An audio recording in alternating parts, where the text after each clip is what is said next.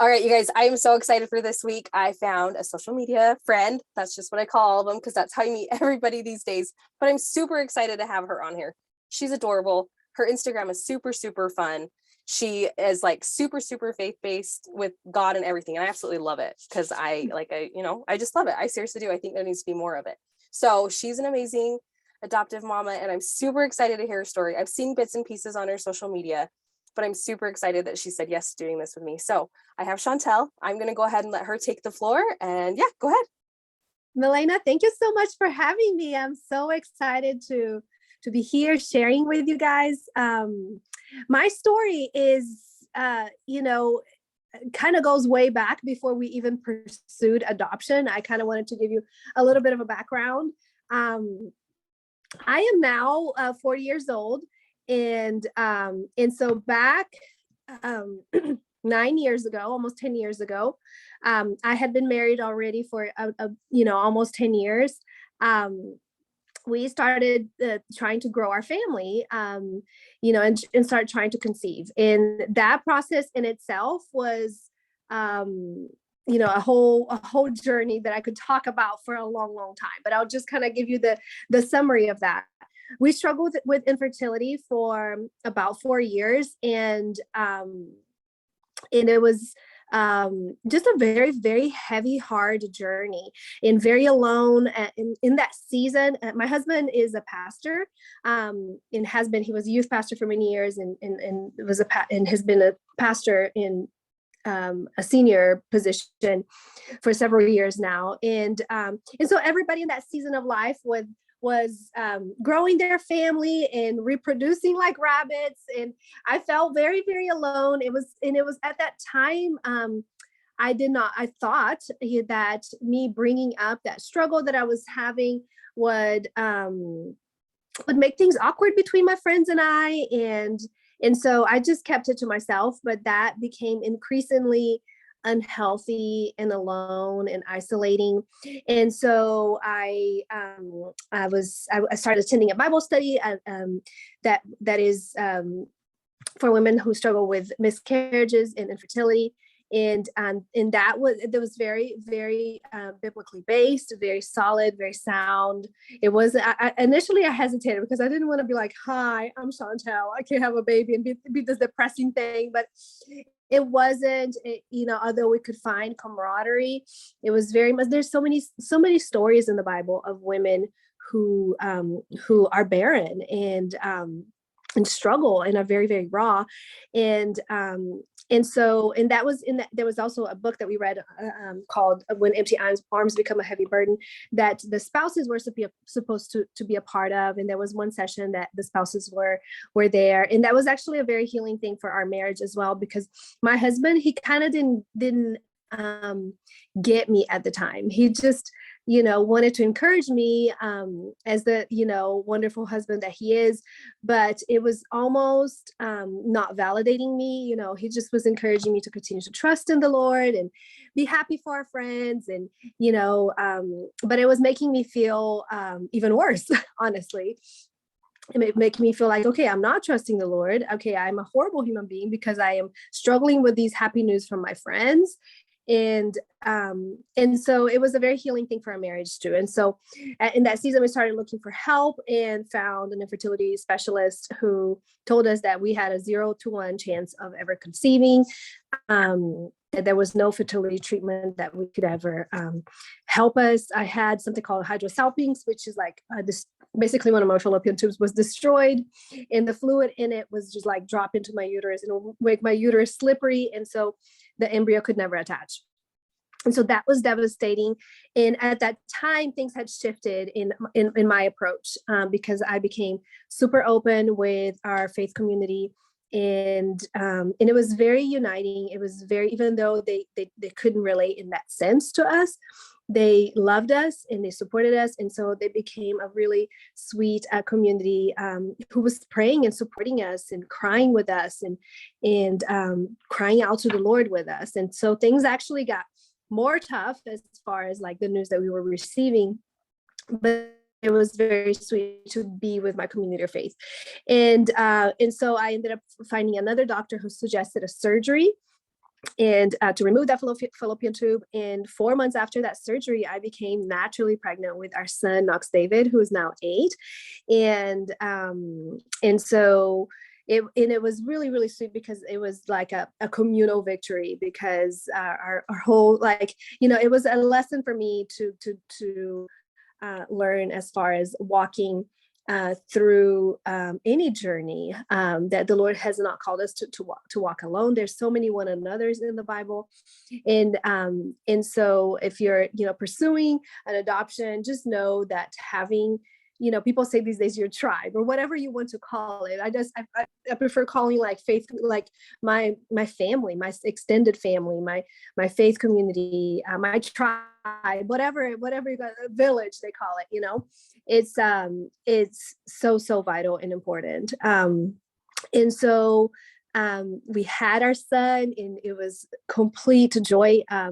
And so when he was about almost 2 years, he was like a little over 18 months, I found a lump in my breast. Out of nowhere. I did not have any family history or anything like that. Again, that's a whole story on its own that I'm going to go on real quickly over. But I was diagnosed with breast cancer at the age of 33. Maybe my math isn't matching up here with the things that are said. Just go with me, okay? I don't know when it started or whatever, but I know I was diagnosed at the age of 33. And I know I struggled with infertility for 4 years. So whatever that means.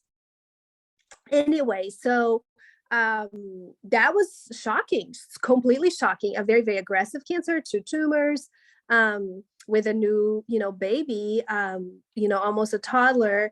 And so, but I had this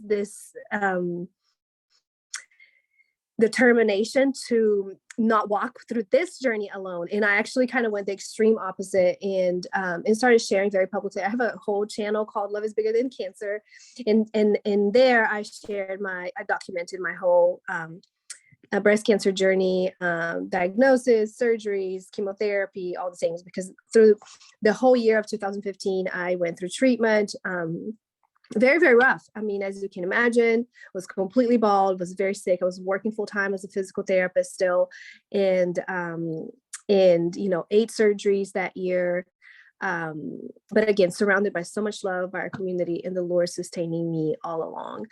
And but one of the things that we were told before I started chemotherapy is that they suggested that I would collect my eggs and basically do the first part of IVF, because my eggs post chemo would no longer be healthy and ideal for conception. And so we did that. It was very kind of like a wild, we had to make so many decisions so quickly, because there was a great urgency to start treatment. And so we saved our eggs, but it was very much in the forefront of my mind that we were still wanting to grow our family. In fact, I forgot to say this, we were trying to get pregnant for the second time. As soon as we had Knox, we started trying again, because we had so much trouble getting pregnant with him. So we started trying again. And so we had been trying, and obviously that was, on hold indefinitely. And at the time I was very sad, because I was also told that a lot of times when you pursue adoption and you have a family history of cancer, that a lot of times you are denied by agencies. There's just certain criteria they have to meet. So I didn't know what would happen. At that time, I was literally like in survival mode. And so went through all of that. Once we became cancer free and overcame all of that, we started pursuing talking seriously about adoption. We've always wanted to adopt, but I wanted to experience pregnancy one more time. I thought it would be maybe 3rd or 4th kid, but the Lord had other plans. And so we started praying, and it was very daunting in the beginning, because there's so many options out there, and I didn't even know honestly where to start. And so I contacted a friend of mine. I actually just did a live interview with her on my Instagram. She was such a like an intricate part of our journey, but also she's on her in the middle of her fourth adoption process, and since then has become the leader of a ministry, an adoption ministry at one of a very large church in Rockwall, Texas, where we lived. And so anyway, she has a deep, sweet passion for adoption. And so I was kind of like, help, you know? So she recommended I would go to a conference in that church. It's called Lake Point Church. And I went, and it was very helpful because they had all these like workshops in these rooms and booths and all of that, basically just kind of like explaining different options. And so, you know, I'll just go through them real quick, but there's, you know, you can pursue an international adoption. You can pursue adoption, domestically, which is when, you adopt an infant and have a relationship with expectant mother before that. Which is the option that we ended up pursuing. We can do embryo adoption, to where you adopt an embryo that is from another family and then try to fertilize that embryo. We obviously knew that that wasn't an option for us, because unless we wanted to get a surrogate.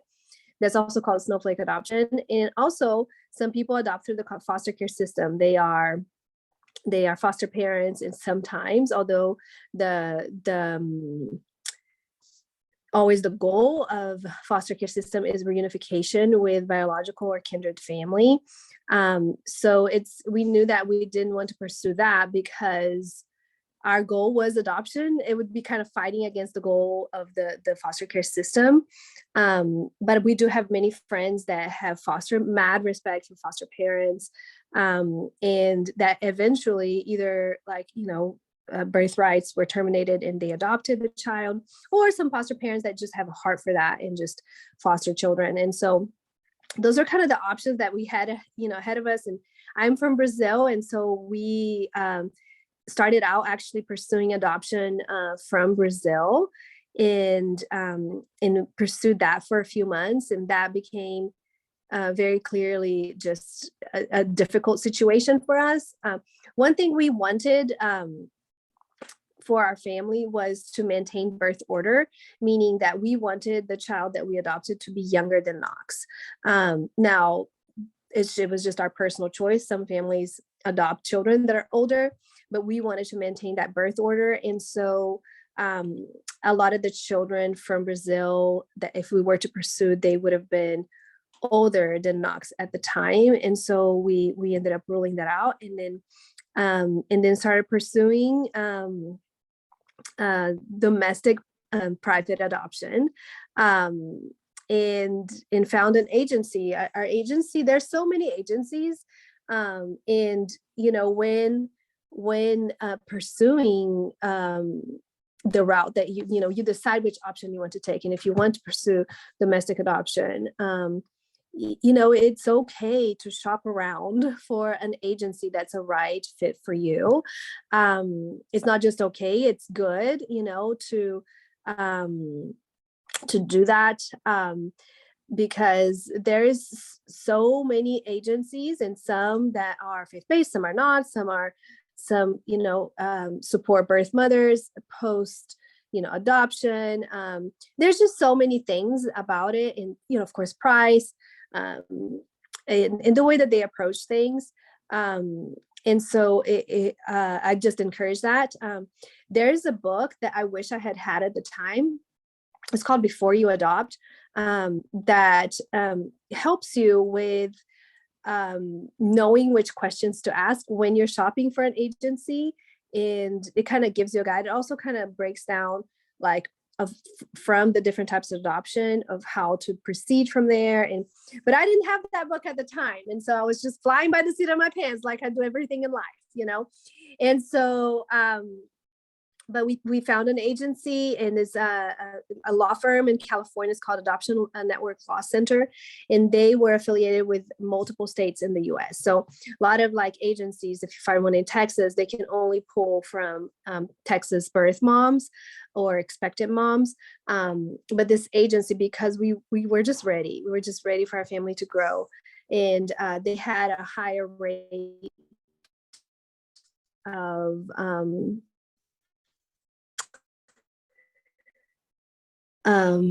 match, like people were matched pretty quickly because they had a bigger state. Now, I say that, but things have drastically changed since COVID. And so, I just think things have changed. And this was all pre all of this mess, Um, and so in that time, then we were connected with somebody that knew us personally. That wasn't through our agency. That was expecting and was interested in potentially, giving her baby up for adoption. And so we kind of halted that process with the agency as we pursued this relationship with this person. It was a friend of a friend, and we did meet up with her at a Chick-fil-A and had a conversation when she was early pregnant, and kind of talked to her through the whole pregnancy. And about a week before she gave birth, she sent us an email, and she had decided to parent. And so that was, like a setback of 9 months, pretty much, in crushing, to say the least, but also, when you enter into that, really honestly, when you enter into any adoption process, you have to walk into it open-handedly. If you adopt internationally, there's so many things that can change, especially now with like international adoption has become increasingly more difficult, but things kept changing. I've known parents that the policies of the country kind of change mid-process, and they had to start over. So it's a wild ride. I am yet to know somebody that's in an adoption process that it's just like smooth and everything is expected, embryo adoption, the embryo can take, not take, foster care, there's just so many variables there in the trauma that the children often experience, in court dates and CPS involved and all of that. In domestic adoption, very much the reality of birth mother choosing to parent,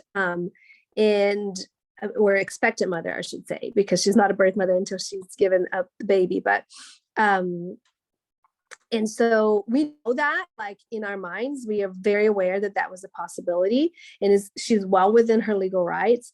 But when it happens, it's a punch in the gut. It's hard. And I compare it actually to a miscarriage, because even though there's not a child has not, died, literally, physically, the child I was expecting is no longer. And so it's just this huge grief process. And then in the midst of it, just having to just like pick up your boots and then just like, okay, let's move on, so it makes you, but I honestly, through it, was the Lord was preparing it. We had gone through so much between our infertility and in cancer and all of that. And we were very rooted, and just very, just put in a lot of peace and trusting the Lord and so there was, yes, absolutely a sense of disappointment, but also this sweet, knowledge that this is actually bringing us closer to our child.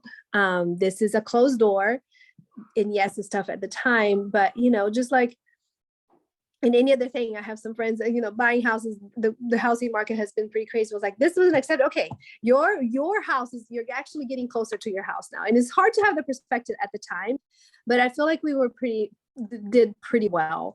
And so then we kind of restarted through the agency. They connected us a few months after with a couple of birth moms. And again, we had, it's called adoption, disruption. When there's a match, and we accept the match. Birth mother chooses us. She chooses us first. She sees our portfolio and all of that. We accept that match. We start that relationship, but then you can have a disruption in that match, which is when she chooses to parent. So we went through a couple of more of those. One in particular was very, very close. This was a mom from Arizona, and we were like about to any minute to like drive. I was like asking for time off work to go pick up this baby. This was a little bit older baby. This baby was 9 months.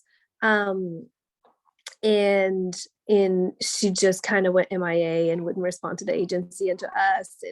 And we had the baby's pictures. We had shown the baby's pictures to Knox, and I had the nursery ready and all of that. So that was another one that was super crushing. But then again, you just and that one was probably the hardest for me, even though it was less short-lived than the initial disruption we had. I feel like, time had passed. I was just so ready. And there was just a lot of like emotional investment in that. And so anyway, so we finally got a call from our agency from this expectant mom, this 15-year-old little girl from Seattle who hid her whole pregnancy. And when she didn't know how far along she was. She had no prenatal care. And she finally like texted her mom and confessed she was pregnant. Her mom had suspected it a little bit. She noticed she had gained weight, but she's very tall and wears a lot of baggy clothes. And so she was able to just kind of hide her pregnancy. And her mom freaked out, and they felt like their only option was abortion. And so they went to an abortion clinic in Seattle, the next day. And, they checked out the baby, and Ivy, our daughter, was 37 weeks gestation when they were there. And gratefully at the state of Washington, late term abortion is illegal.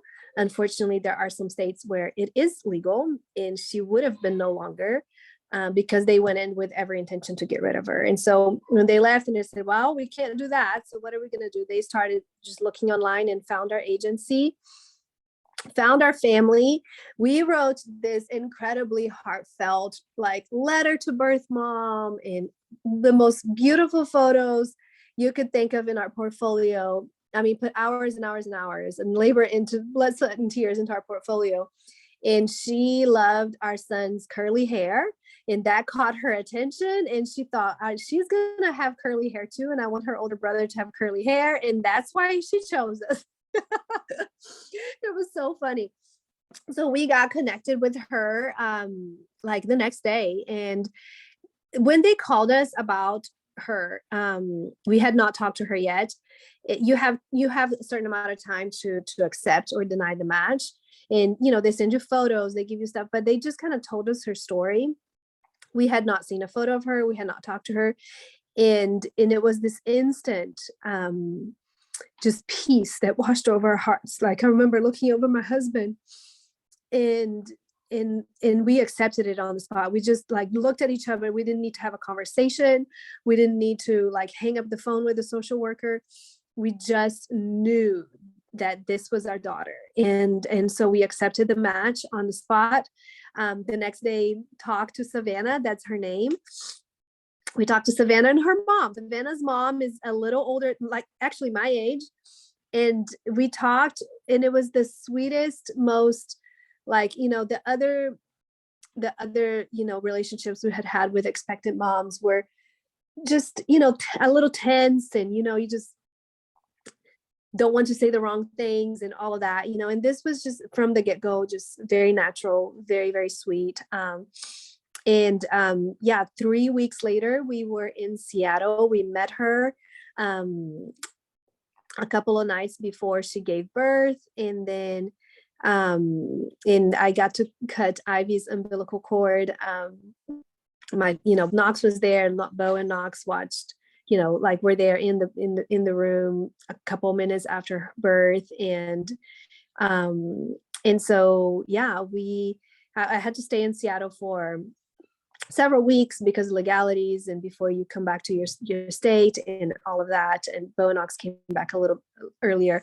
But since then, we have had a wonderful relationship with Savannah and her mom. And it's just like one of the sweetest gifts to we call her Nana, the Savannah, and that's it to for Ivy to be loved by who are just so wonderful. And I feel very blessed because a lot of times relationships with birth families can be tricky, because, as sometimes understandably, some people want to set boundaries and there's difference in many things in lifestyle and socioeconomic status and life decisions and all of that.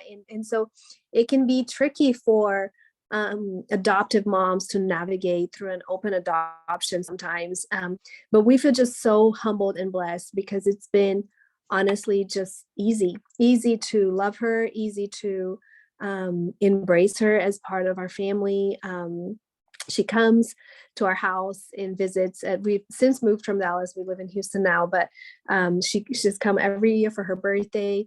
And there's never this like wonder if, threat or any I don't know, fear surrounding it. It's just sweet. She's kind of like my niece. She's now 19 and it's a big difference between 15 and 19, and so she's a young woman. She graduated valedictorian in her class in high school last year, and so bright, so beautiful. She's dating a young man right now and we love him.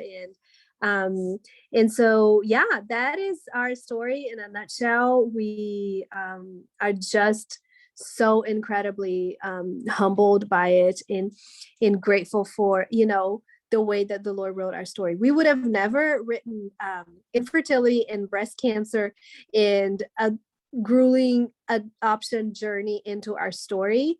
But hindsight, we wouldn't have had it any other way. We have learned and grown so much, and ultimately we have two of the greatest kids in the world, and we adore them. And it's exactly who the Lord had planned for our family. And so if you are pursuing adoption, just know a couple of things, that it's going to be a wild ride. And just embrace it for what it is. And I'm not saying ignore the hard things, because hard things will come and those are valid. But lean into the hard, because the Lord wants to teach you things in that too. And go in it open-handedly, because things change. You have to be flexible, and it's very, very hard when you have to give up that control. You have very little control.